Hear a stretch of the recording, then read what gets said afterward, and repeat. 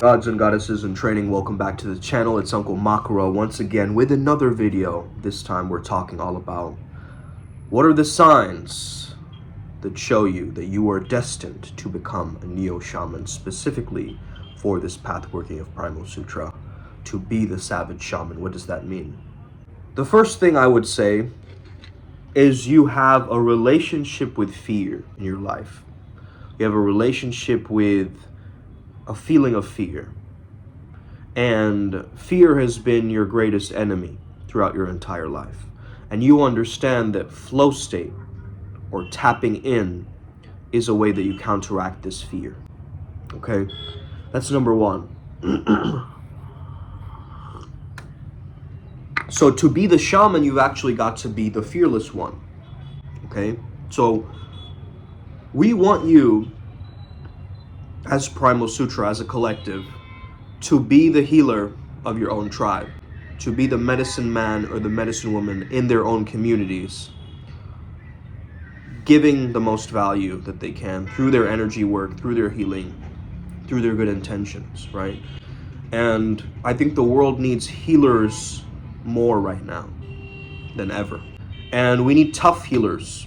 We need badass healers. We don't need these healers who are just, in that love and light paradigm all the time and not willing to explore the darkness. So the shaman can see in the dark and understand that if you've had any near-death experiences in your life, if you've had any close to death encounters in your life, you have probably experienced this feeling of almost dying, going to the afterlife, then coming back into your body and healing again. Okay? And if you've ever gone through an experience like this, a mystical experience, a psychedelic experience, some kind of an experience where you feel out of body, you know there's something else here, right? Now, a lot of people I've understood who have these gifts, these shamanic gifts of, speaking to the spirit world and so forth, is they have no separation between them and nature, right? So they feel that the animal is alive, the butterfly is alive right in front of me, and I'm alive as well, and I am a spirit, and the butterfly is a spirit. And so they understand that universal connection, ultimately. Another thing that I've noticed, at least on my journey, is that as I started to do more research about my own culture, my own lineage, and so forth, the history, and the different facts, and the mystical secrets, the occult wisdom, as I started delving into that rabbit hole, I started to notice and learn that my family, or generations ago, my ancestors, were very, very spiritual or religious in some way, right? They were mystical in some way. Maybe they were even shamans in their own right, right? That's really important and key to understand, is there's got to be some level of a lineage or a familial thread. It could also be that you activate those threads with the spirit world. And the way you do this is you go to sacred sites, okay? You go to different temples, you go to different religious places, okay, mosques, churches. You allow yourself to find places with very beautiful geometry, because geometry has an effect on our consciousness, as you know. When you're interacting with someone, you understand that this is social shamanism, if you get it. You understand that there's a hidden communication happening, right? A sub-communication happening with two people. So I could be asking for directions, but I'm really flirting, right? So the content seems like, hey, where's the train station? Oh, that's a cool jacket, And I start talking, okay? Now, in that particular way, there is a secondary conversation happening between us that is hidden, right? That is not seen to the outside world. People think we're just being polite, just talking to each other. But underneath, there might be feelings, emotions, challenges, tensions arising, sexual tension, okay? Creative tension. This is important to understand for a neo-shaman on this path. And I say neo-shaman because this is the new age of cyber shamanism, where AI is slowly taking over. Not taking over us, but just taking over the economy in general. Like a lot of the products and different things are going to go there to make it more robotic, more automated for us, so we can be even more lazy and even more complacent, with ourselves. But in any case, I like to use technology to make things easier for me. There's a difference between someone who's like, I'm going to live an effortless life where I'm just, dancing in the waves of life, right? Just allowing everything to flow. And then there's another one which is like, I'm going to be disciplined and refined so that I can flow and have that freedom to flow, right? So I think the second version is a lot more applicable in the modern world, right? Where we're being productive, we're working, we're trying to get things done, but at the same time, we have these different spiritual or psychic gifts that we haven't tapped into, or people in our community have been discouraging us. So this is another factor. Your community will uphold your status as the shaman, okay? Your community will do that for you. You do not need to do that. You do not need to give yourself a label like I'm a shaman, I'm a this, I'm a warrior. None of that. You are just simply you. You can say healer, you can change the words, whatever. It's just a label. You can be a coach, whatever, right? However, the real key here is, are you transforming people's lives with your shamanic wisdom? Are you giving back to the community in some way? Because you've had a taste of this other realm, this other side, now you can help others to access that as well, okay? Now this does require some training with another shaman perhaps, or maybe even one of your own spirit guides wants to take you through this kind of initiation process, because shamans are very good at initiations, and I view the problems in my life as shamanic initiations. So that allows me to challenge myself, weave and adapt past it, or transcend these certain things maybe shackling me or resisting me, like holding me back from my true potential, right? So we all have a true potential, a true north, an energy within us, an inner flame that guides us. But unfortunately, life gets in the way and other people discourage you and you forget about it and it fizzles out. Okay, it doesn't have enough energy or momentum to get the rocket up to the moon in a sense. So this is why maintaining your own energy is very, very key and important, because the more energy you have, the more impact or influence you can have. You see what I'm saying?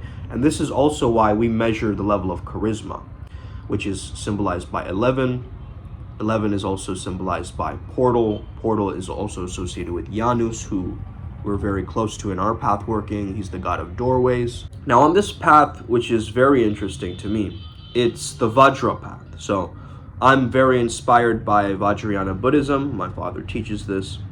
And I love the concept of the thunderbolt, because the lightning bolt or the thunderbolt, you got to understand that that symbol of a jolt of energy is almost like a Satori experience, and it's a reminder that enlightenment is coming. Okay? So this lightning effect in your own consciousness, you understand sometimes you have this lightning energy, right? You just go ahead and do it. It's fast, it's movement, right? Boom, get it done. We might say that that is the masculine energy, okay? Zeus energy, okay? Zeus was very hypersexual, by the way, guys, right? On the other side, we have a very, magnetizing energy. Just like the Earth's nature. The Earth can become a magnetic pole, correct? So, the quality of nurturing, where it's a magnetism, there is an allure, which is the feminine energy, and a charisma, which is the masculine energy.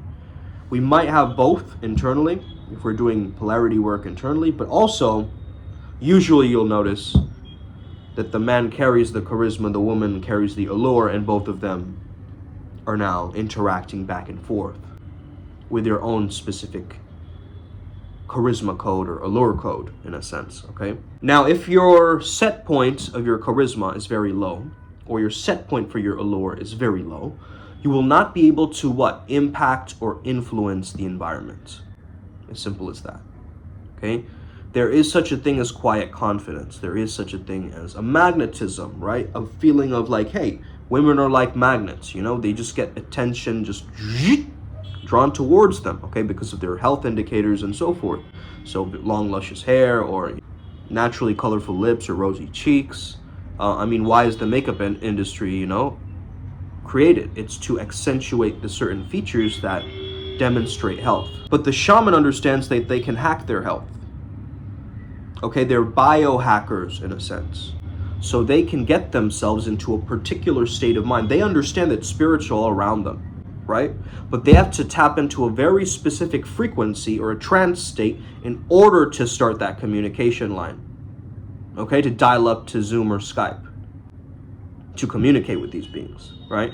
So you as a neo-shaman, you understand it's your destiny if you find different ways to tap into these mystical states. If you're like meditating all the time, or if you feel like going inwards, or you're being more silent, or you just suddenly see imagery in your mind, a lot of imaginations and downloads or codes coming through, or you need to write them down, or you're getting these grand visions or ideas or creative insights or outbursts, you need to notice that, because that is the spirit world communicating with you. I truly believe that artists or creatives are the shamans, right?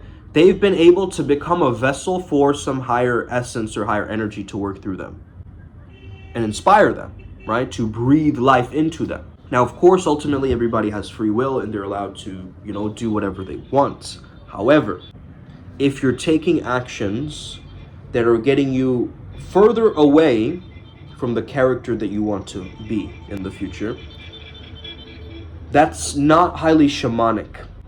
Highly shamanic would be you're constantly refining your character and shedding your old archetypes. You just haven't been the same throughout time. Okay? The same 12-year-old you is the you now. That's not a shaman. A shaman, the trajectory just boom, transformation, boom, boom, boom, transformation, right? It's sort of like that. So